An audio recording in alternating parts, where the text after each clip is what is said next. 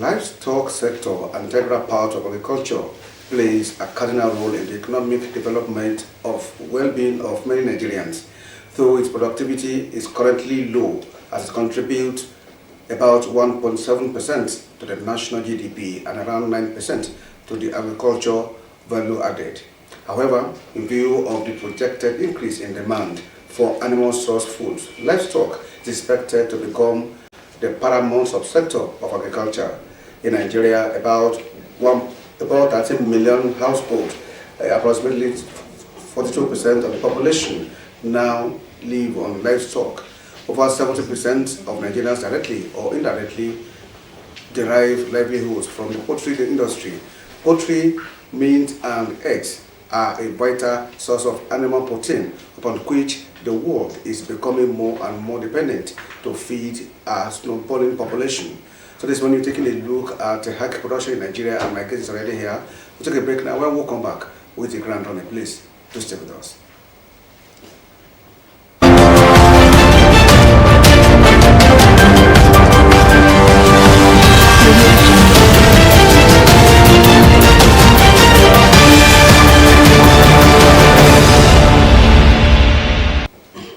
Welcome back. The program is Business Today, and today we're taking a look at egg production in Nigeria. And I have with me in the studio, the do justice to it, I have Reverend Gideon Olaleye, Chairman, Poultry Association of Nigeria in Southwest. It's a pleasure to have you on the show today. Yeah, good morning, my host.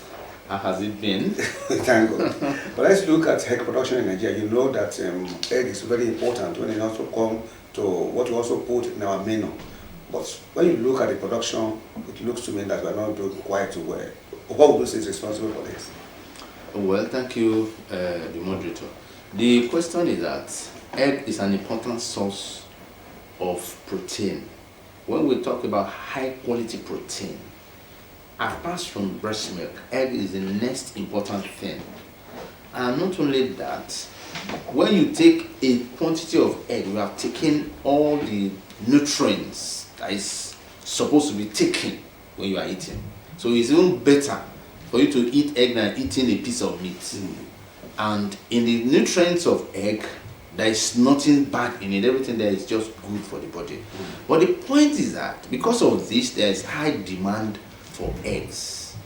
But yet, the production of eggs in the country is in very short fall compared to the population that we have in the country, compared to the number of those seeking to eat the eggs. The quantity of eggs we produce in Nigeria is far short of what is required. Now, this sector has a lot of challenges, a lot of difficulties, a lot of challenges. Any farmer, poultry farmer that is still producing eggs now, that is still able to roll out some quantity of eggs now, he must have tried.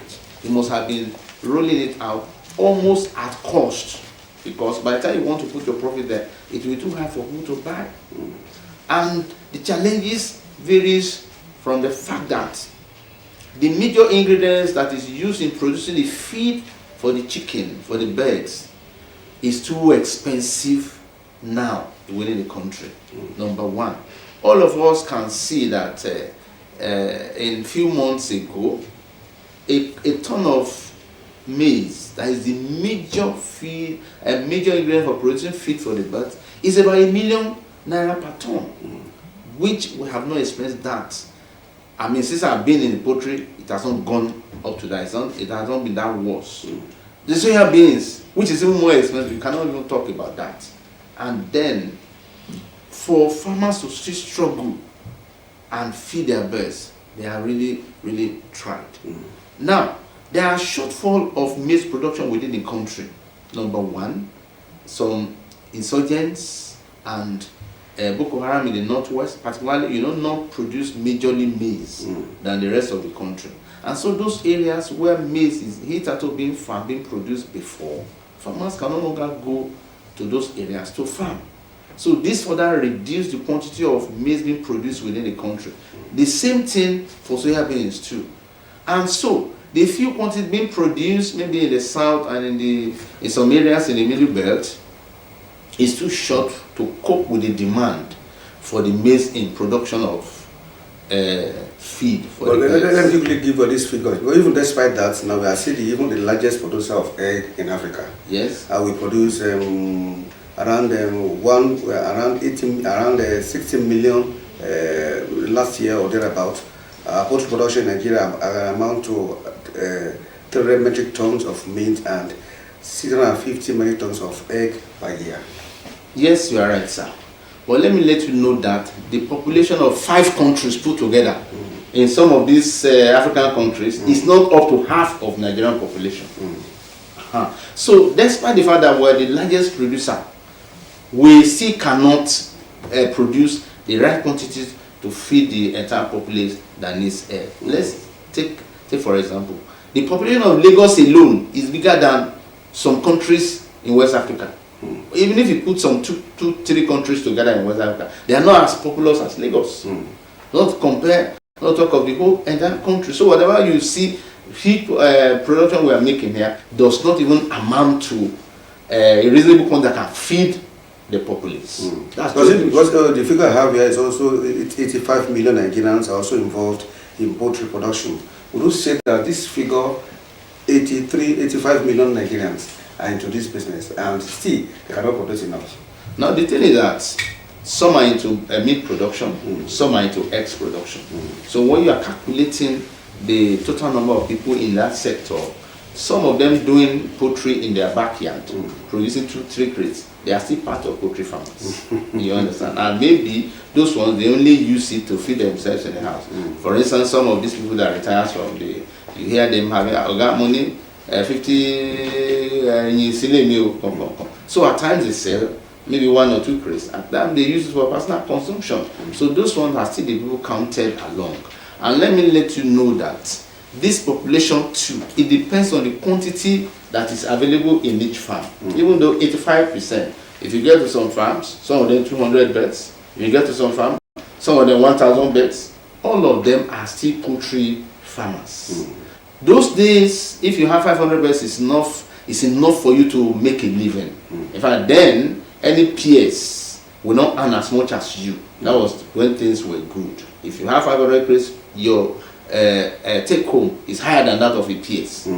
But now, if 500 beds will not even be able to buy fuel for your vehicle, so a few of us that could stock as much as 15,000, 20,000, they are not too many, and some can stock a larger quantity. And these challenges is not only in maize. You had some times that there was bird flu in some parts of the country. In fact, I know of a farmer in Ogun State that has 600,000 birds.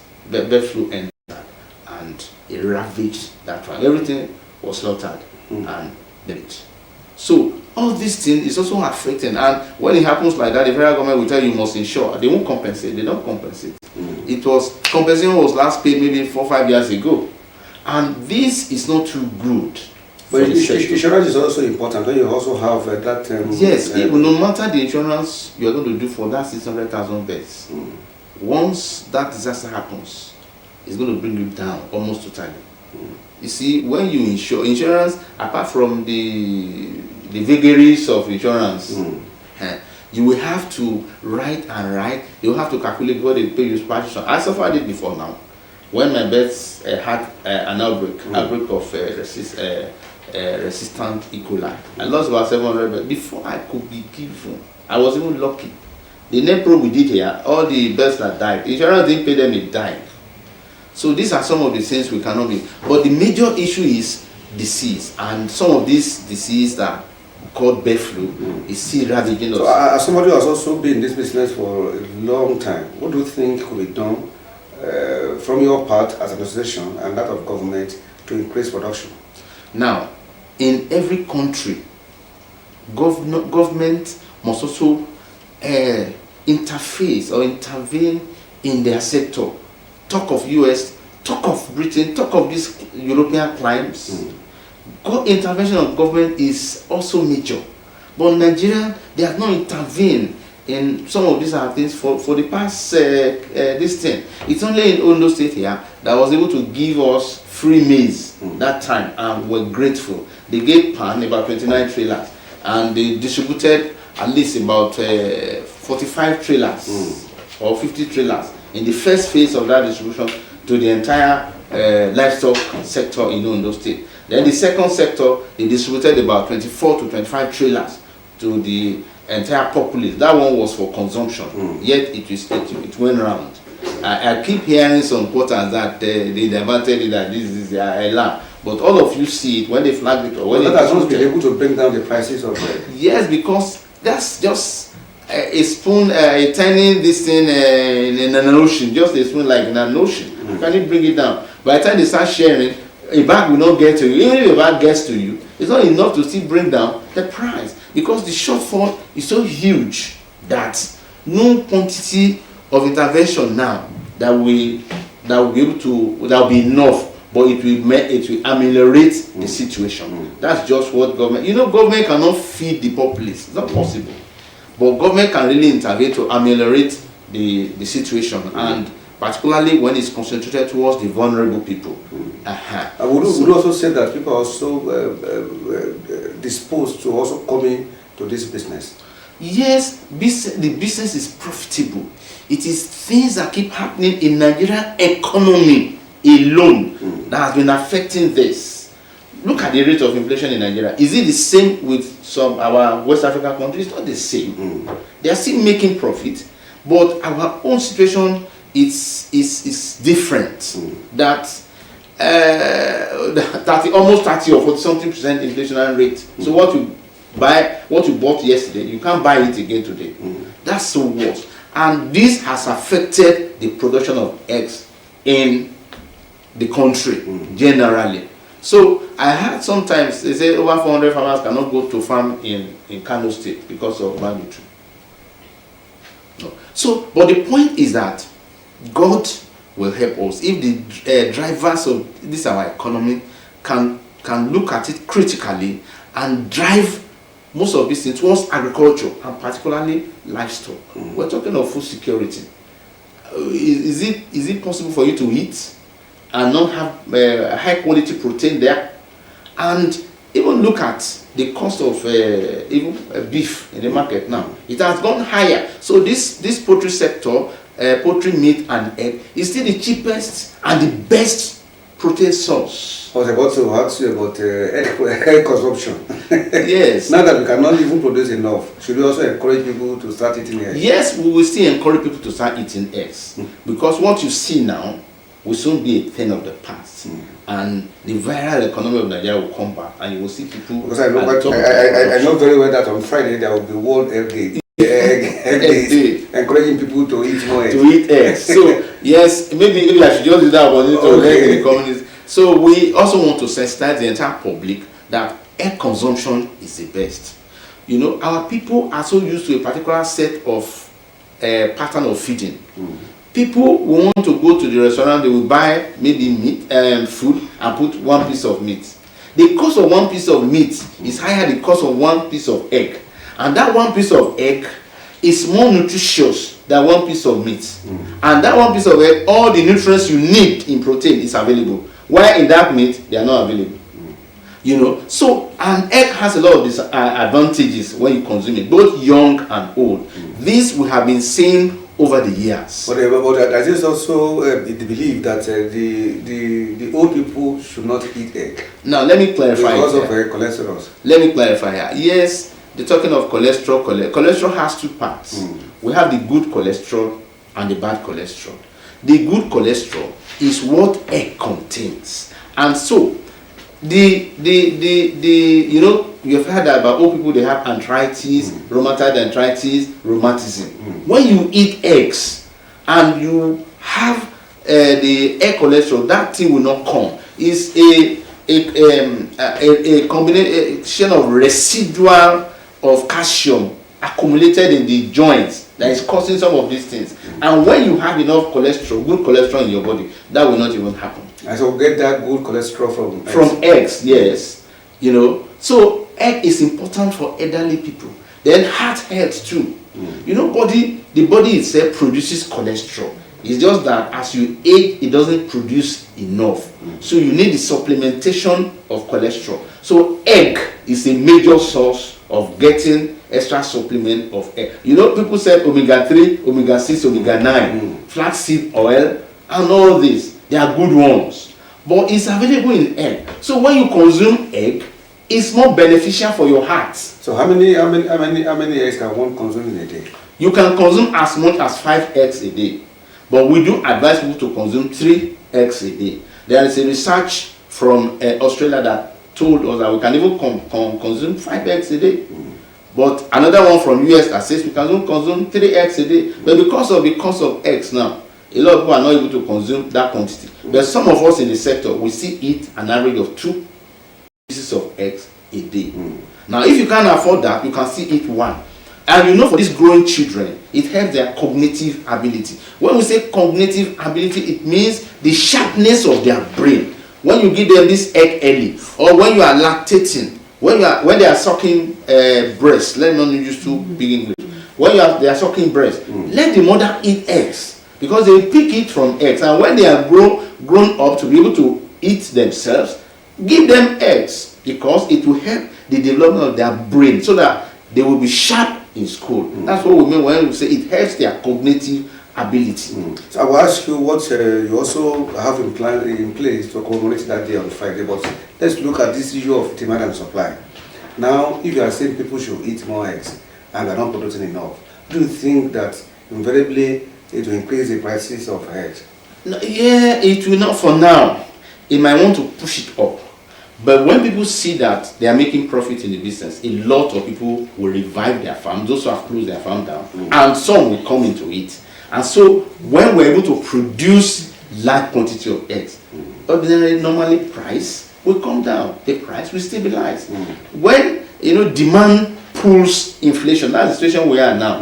A lot of people are demanding this morning. Now, if you see a lot of people, we are calling, okay, submit your eggs for Friday's program. My customers will be angry. There are a lot of demands everywhere. But the point is that it is because of the inflationary situation that it made a lot of people close egg section now and begin to do other things within the sector. And you see them coming back in the next Of course, they don't have any other business. By the time the problem of maize comes down, now you see a lot of people stocking back again, and you will see the price of egg ordinarily coming down, assuming that there is no supply in the market. You used to hear when they say egg lot, this period should be a period we are turning towards egg lot now. But now no egg lot, because the people producing it are very few. So only those that could wither through to produce eggs, they're the ones selling. So a crate of egg now is 5,000. In some places they sell 5,500. We still recommend that at farm gate we can still get for 4,500 and 5,000. Will the ordinary consumer come to the farm gate to get? No, that's the point. It's the middleman that's our problem. The problem of middleman is only peculiar to that sector alone. It's in all sectors. What I'm saying is, if ordinary person, if you come to the farm gate, yes, they will sell to you. They will not discriminate at the farm gate. Nobody discriminates. It's just that we prefer those who will come and take and buy large quantities. Because if everybody will come, start coming to the farm one by one, buy one to 2 crates, when we finish selling. So, but those who can come, clear 200 crates at a go, or 10 crates or 100 crates, depending on your capacity, they are the ones that we normally encourage at the farm gate. So what should the people expect on Friday? On Friday, we want to let the public know that we're going to be doing World Egg Day. We're going to be distributing free eggs for people to eat. We're going to do road walk beginning from Ondo Road through Arakale, through High Court, through Central Bank, First Bank, Central Bank Road, then down to Alabaka. Maybe we end it up at ShopRite roundabout. So in this track, we're going to be giving free egg for people to consume. Free. Anybody that just comes, walk up to that place. Just walk up to the truck and take 1 or 2 pieces of egg to eat for free. Then there are some designated agencies that we're going to give some quantity of eggs. Those ones will be fresh. Just to help them, since they'll be collaborating with us in the course of our business. We also want to give a little back to them, and we know that God will help us we will not be able to feed the whole public with egg. Only the few people that will come. We'll get to the. So how many crates are you hoping to distribute on the day? We are looking at 1,000 crates. Okay. We are looking at 1,000 crates. Calculate 1,000 crates by 5,000 now. See the quantum of money that is going in there. It's millions that we are spending. But we just want the public to know, want to sensitize them for egg consumption. Eat eggs, both old and young. You know, at times they say this when they have breast cancer. You know, egg has a constituent that works against breast cancer. They call it choline. It's a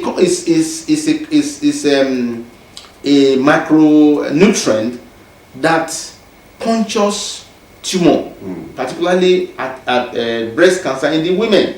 So when some women say they don't eat egg, I just wonder, are you not you're judging yourself? Apart from the fact that you can derive or you can create recipes around eggs, because a lot of people think that it's only when you boil the egg and eat, or when you fry it and eat. Even in frying, there's a way you can fry it. Even in boiling, there's a way we can boil it. What is the difference between that boiling and hard boiled? You know, we have hard boiled eggs. You see, for instance, now if I boil my whole egg without removing the shell, it's hard boiled. Okay. Another one, it's boiling. The hard boil is another one. I can put water on fire. Now, when it's hot, I can beat my egg and put in the water. It will come out as if you are fried. Okay. It is still boiling. That one is even better than you using these bad oils to fry your eggs. If you go to US or this, any eggs you see at hotels and all this, that's the kind of egg they give. Okay. Because boiled egg is better than fried egg, because the oil you are using in frying, they are not good oils. But if you're able to have access to good oils like you